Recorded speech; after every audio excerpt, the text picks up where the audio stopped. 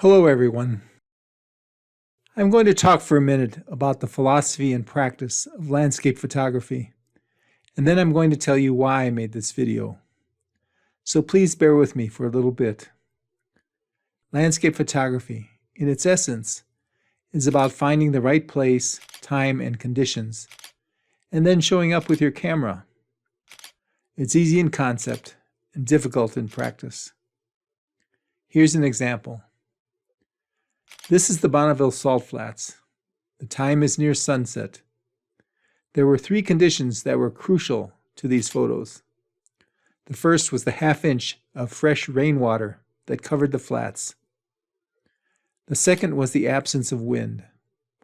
These two conditions created a mirror-like surface on the salt flats. The third condition was cloud cover, which provided color and visual interest. I live 11 hours away from the Bonneville Salt Flats. I checked the weather forecast for several months, waiting for these conditions to develop. When it finally looked like they were going to occur, I jumped into my car and I got there just as the afternoon rainstorm passed. These shots were taken a couple of hours later. That's the philosophy and practice of landscape photography. Be in the right place at the right time and with the right conditions, with camera in hand. Now, the reason I made this video is because in the last few weeks, I've seen 6 or 7 YouTube videos asking the question, when are we too old for landscape photography? The videos were thoughtful and well done, but I want to offer my perspective for your consideration. I'm quite a bit older than anyone I saw in the videos. I think that you can do wonderful landscape photography regardless of age. I think you can get better with each passing year. In that sense, as long as you're mobile, you can be a landscape photographer. I hope to convince you of that. I was a passionate photographer for many years before I began to get serious about landscape photography. That is to say, I would nearly always travel with my camera. I loved to walk the streets around the world and take photos of the people. I loved to take portraits of friends. I would sometimes photograph weddings of close friends and relatives. I chronicled the lives of my children and especially my grandchildren. I took pictures of flowers when I couldn't find anyone who would pose for me. I tried to be creative. But landscape photography, as I wanted to practice it, required a level of freedom that I didn't have for most of my adult life.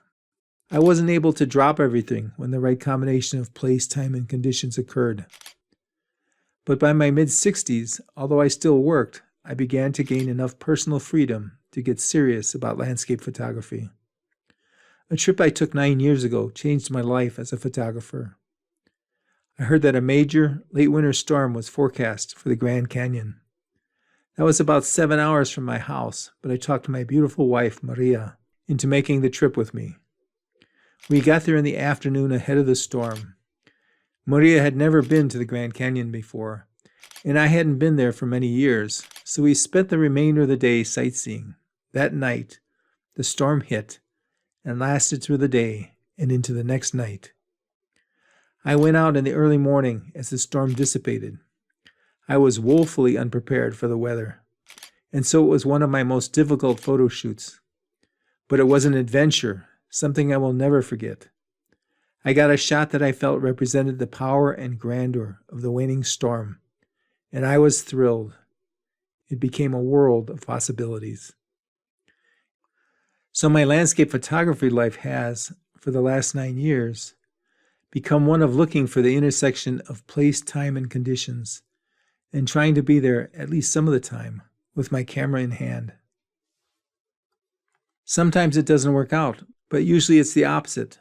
I often find myself unexpectedly blessed by circumstances I hadn't anticipated. I think we're rewarded, often beyond all merit, for simply making the effort. Here are some photos of bomb cyclone Dennis, which hit Iceland in 2020. I was completely oblivious to the storm until a few hours before it hit. I was in Iceland with some very gifted and, as I soon learned, indomitable photographers. Even though all the paved roads were closed, we made it to a nearby beach and photographed in freezing temperatures and 80-mile-an-hour winds. It was a stunning experience. I was in the Faroe Islands in the North Atlantic in 2023. The capital city, Tórshavn, receives the fewest hours of sunshine of any city in the world because of the heavy cloud cover that almost perpetually covers the islands. And yet, I was there for a spectacular display of the Northern Lights, which coincided with a sudden clearing of the night skies at just the right moment, an unforgettable occurrence that I will always cherish. So the last 9 years, from my mid-60s on, I've enjoyed remarkable experiences, and I am enormously grateful. Very often, when I was younger, I would tell myself that I would visit a place when I had more time, or when conditions were better, or when I wasn't so tired or so busy. I no longer have the luxury of feeling that way, of making those promises. When I go to a location, I now treat it as though I am there for the last time, as I very well may be. I make the effort I would not necessarily have made when I was younger, when it seemed that opportunities would last forever, when it seemed that the future would always be waiting patiently for me to make the effort. Last week I went to the Grand Canyon for what may very well be my final visit to that national park. I spent 3 nights there, arriving in advance of a winter storm, the same as I did 9 years ago, although the storm was smaller this time. Here are the pictures from this trip. I'm proud of them. I think in the intervening 9 years, I've learned to see better. I've learned to listen to the voice of the earth. As I grow older, I'm increasingly grateful to be able to witness the beauty and fragility of life and Mother Earth. I've learned patience and perspective. I can't help but think that these lessons, born of age and experience, have made me a better photographer. Let me be quiet for a moment to allow you to enjoy the remaining images.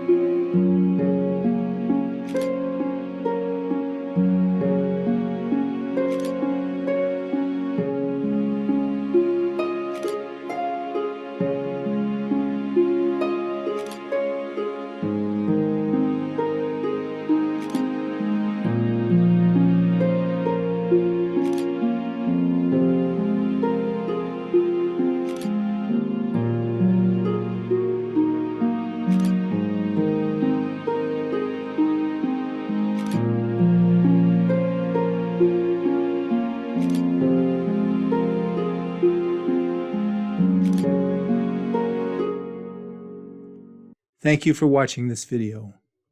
Be well.